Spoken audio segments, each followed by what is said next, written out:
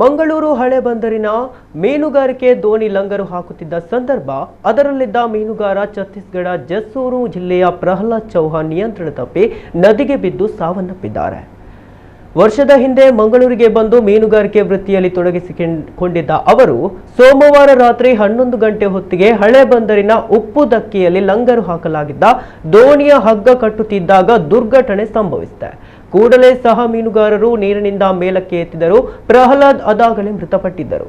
Wenlock ಆಸ್ಪತ್ರೆಯಲ್ಲಿ ಶವ ಪರೀಕ್ಷೆ ನಡೆಸಿದ ಬಳಿಕ ವಿಮಾನದ ಮೂಲಕ ಊರಿಗೆ ಕಳುಹಿಸಿಕೊಡಲಾಗಿದೆ. ಪಾಂಡೇಶ್ವರ ಠಾಣೆಯಲ್ಲಿ ಈ ಕುರಿತು ಪ್ರಕರಣ ದಾಖಲಾಗಿದೆ.